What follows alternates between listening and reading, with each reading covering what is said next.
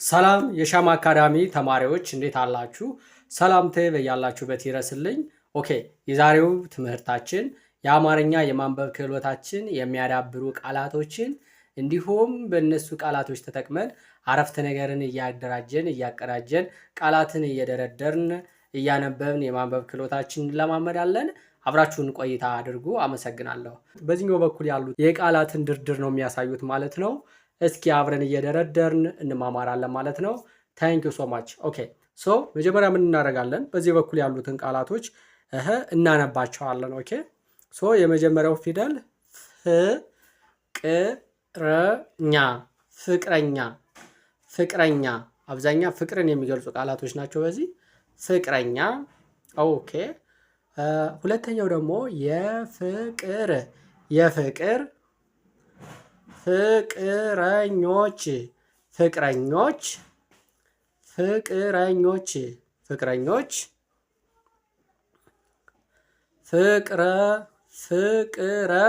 ፍቅረኛሞች፣ ፍቅረኛሞች፣ ፍቅረኛሞችን፣ ፍቅረኛሞችን። ይኸውላችሁ አሁን ሁሉም የወጡት ፍቅር ከሚለው ቃል ነው። ነገር ግን የተለያዩ መነሻና መድረሻ ቅጥያ በማድረግ የተለያዩ አይነት ትርጉም ያላቸውን ቃላቶች መመስረት ይቻላል ማለት ነው። ለምሳሌ ከመጀመሪያው ፍቅር እኛ፣ ፍቅረኛ። ስለዚህ ማን የተጨመረው? እኛ ነበረ። ዋና ቃሉ ማን ይሆናል ማለት ነው? ፍቅር ይሆናል። ስለዚህ ፍቅር ከሚለው ላይ እኛ ሲጨመርበት ፍቅረኛ ይሆናል ማለት ነው። ፍቅረኛ ይሆናል ማለት ነው። ሁለተኛው ደግሞ የፍቅር ይላል። ኦኬ ፍቅር ከሚለው ላይ ቅጥያው በየት ነው ያለ ማለት ነው? መጀመሪያ ላይ ነው ያለ። ቅጥያው ማን ይሆናል? ይሆናል ማለት ነው። የመነሻ ቅጥያው ነው ማለት ነው። ምክንያቱም መጀመሪያ ላይ ስለተደረገ። ቅጥያዎቹ በራሳቸው ትርጉም የላቸውም። ትርጉም የሚኖራቸው መቼ ነው? ትርጉም ካላቸው ነፃ ቃል ከሚባሉት ላይ ሲጨመሩ ነው ማለት ነው። ስለዚህ ፍቅር ከሚለው ላይ የሚለው ሲጨመር የፍቅር የሚለው ሌላ ትርጉም ይዞ ይሄዳል ማለት ነው። ከፍቅር ጋር የተያያዘ ሆኖ ማለት ነው። ኦኬ ሌላኛው ደግሞ ፍቅረኞች፣ ፍቅረኞች። አሁን እዚህ ላይ ደግሞ የተጨመረው ማን ነው? እኞች፣ እኛ እና ኦች የሚለው ነው ማለት ነው የተጨመረበት። ስለዚህ ፍቅረኞች፣ እኞች የሚል ቅጥያ አለው ማለት ነው። ዋና ቃሉ ግን ፍቅር ነው የነበረ ማለት ነው። እንደልሶ ከዚህኛው ደግሞ እንደምትም ፍቅረኛ ሞች፣ ሞች፣ እኛ ሞች ተጨመረበት ቅጥያ ማለት ነው። ከዋና ቃሉ ላይ ይሄ ሲጨምርበት ፍቅረኛሞች ይሆናል ማለት ነው። ፍቅረኛሞች ይሆናል። ስለዚህ በደንብ የሚቀጠሉትን ቃላቶች ማስተዋል አለብን። ምክንያቱም የመደብ የተለያየ አይነት ትርጉም ለውጥ ስለሚያመጡ ማለት ነው። ፍቅረኛሞችን ን ሲጨመር ደግሞ አንድን ነገር ድርጊቱን መውሰዱን ነው የሚያመላክተን። ድርጊት መቀበሉን ነው የሚያመላክተን ን ፊደል መጨመሯ። እናም እችን ከፍተኛ በቃል ላይ ትርጉም የምታመጣ የናን በቃል ላይ ከፍተኛ ትርጉም ተጽዕኖ የሚፈጥሩ ናቸው ማለት ነው። ስለዚህ ፍቅረኛሞችን፣ ፍቅረኛሞችን ይሆናል ማለት ነው። ስለዚህ ምንድነው ማለት ነው? እኒህ ሁሉም የተጻፉትኝ ፍቅር ከሚለው ቃል ሆኖ ግን የተለያየ ቅርጽ ኖሯቸው እንደዚህ የተለያየ 5 የተለያየ ቃል እንዲመሰረቱ ያደረጉልን ምኖች ናቸው ማለት ነው? ተገቢ የሆኑ ቅጥያዎች ናቸው ማለት ነው። ተገቢ የሆኑ ቅጥያ ፊደላቶች ናቸው ማለት ነው። ስለዚህ አሁን ፍቅረኛ በሚለው ምን ትላላችሁ? ፍቅረኛ የለኝም፣ ፍቅረኛ፣ ፍቅረኛ የለኝም አረፍተ ነገር ስትመሰረቱ። የፍቅር፣ የፍቅር ዘመን ይሁን።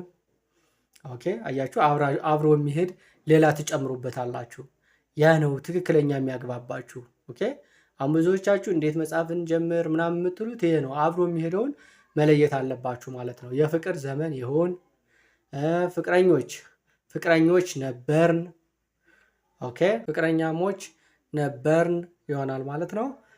የመጨረሻው ፍቅረኛሞችን፣ ፍቅረኛሞችን ሸለመች። ማን? እሷ፣ እሷ ፍቅረኛሞችን ሸለመች ይሆናል ማለት ነው። ስለዚህ እንደዚህ አድርጋችሁ መመስረት ትችላላችሁ ማለት ነው። ኦኬ አያችሁ አይደለ? ስለዚህ በጣም ቀላል ነው። እስኪ አሁን ሁሉንም አንድ ጊዜ ልድገምላችሁ። ፍቅረኛ፣ የፍቅር፣ ፍቅረኞች፣ ፍቅረኛሞች፣ ፍቅረኛሞችን እንዲህ አድርጋችሁ ካነበባችሁ በደንብ ይችላችሁታል ማለት ነው። ያለ ደፍተራችሁን እየጻፋችሁ ተለማመዱ። በእኛ ሻማ አካዳሚ ቴሌግራም ገጻችን ላይ እንዲሁም ደግሞ እንዲሁም ደግሞ ዋትስአፓችን ላይ ብትለቁልን እናርምላችኋለን ማለት ነው። ኦኬ። ስለዚህ ፍቅረኛ የለኝም፣ የፍቅር ዘመን ይሁን፣ ፍቅረኛሞች ነበርን፣ ፍቅረኞች ነበርን፣ ፍቅረኛሞች ነበርን፣ ፍቅረኛሞችን